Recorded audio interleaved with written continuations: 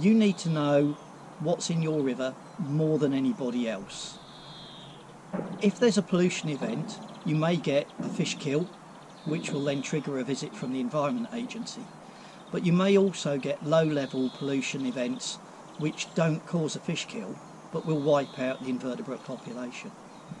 And the invertebrate population in a river, the squiggly squirmies that live in the river and on the riverbed and the weed, that is the base of the food source for everything in the river.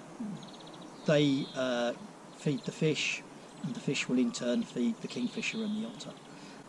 By carrying out regular monthly monitoring, you can see what the trends are in the levels of invertebrates that are present, and through the scoring system it produces a graph, and if it reaches a critical level which is set by the Environment Agency as a trigger point, this invertebrate monitoring can lead to an Environmental Agency investigation.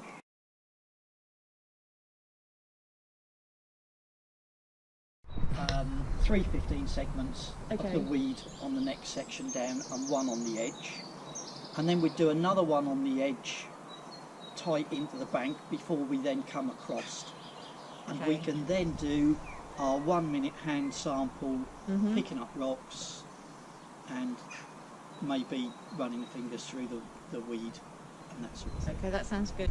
Sample some of it, but go, actually that's just too silty because all I'm going to get is a bucket load of silt and it's not going to be able to be sampled. Providing you miss that out each time, then your results will still be the same. But if you miss out completely an area of habitat, because some things will be living in the weed, some things will be living in the silt, some things will be living on or under the rocks, if you don't search those bits of habitat that are present, you won't necessarily find all of the things that are living.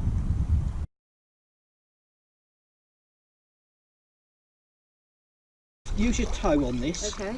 That's it. Move the get your toe down in. Yeah, and actually, you want to move the top inch maybe of whatever the gravel is.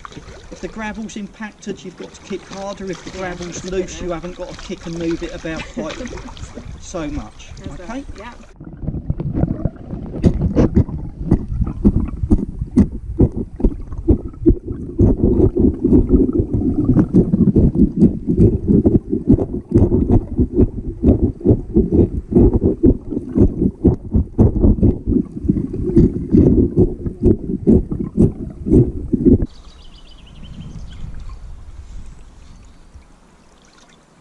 Just give that a bit of a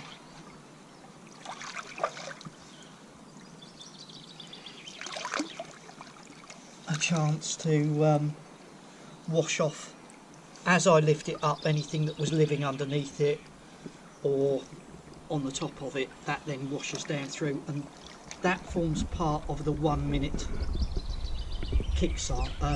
hand searches. Okay. Yeah. And what we'll do is we'll lift a few more of the bricks further up there in a second or two.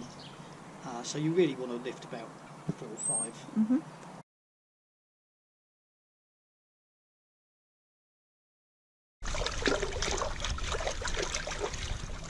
Don't do it too violently with the hand, because otherwise what you're doing is maybe knocking out caddis out of their little homes and all the rest of it. But you can see that the water that's coming out of it now is pretty clear. So now this is not dirty. Okay, you've got a lot of bits of stone and maybe some sand and that sort of thing, but it's clean. When you disturb it, it isn't blowing up plumes of silt that's discolouring the water. The water itself is nice and clean.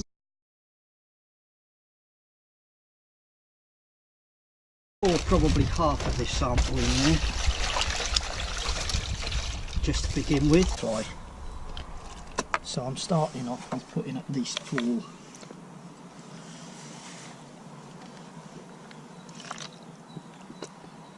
When we've tried as best we can to go through the different collectible family groups, such as the cased, the caseless, the mayfly, the gammarus, and any of the other species that are on the recording list.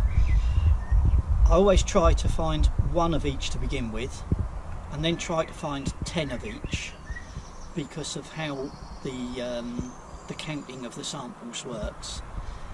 Once you know you've got more than one or more than 10, then the next level is to know whether you think you've got 100 or more, and that's when it becomes a bit more difficult. You're not going to spend all day counting every single one out if you've got perhaps 100 cased caddis or perhaps a couple of 100 gammarus in your sample. So you then need to look at it and estimate how many you think you've got within it.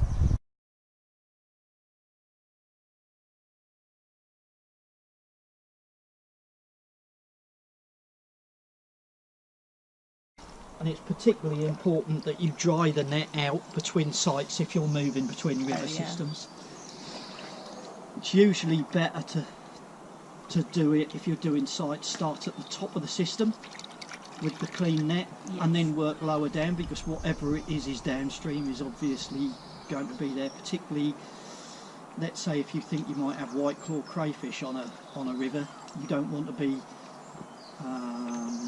doing something where maybe signal crayfish are lower down and then bringing disease up through. So, you know, biosecurity, making sure you check clean, dry, same with the waders and all the rest of it.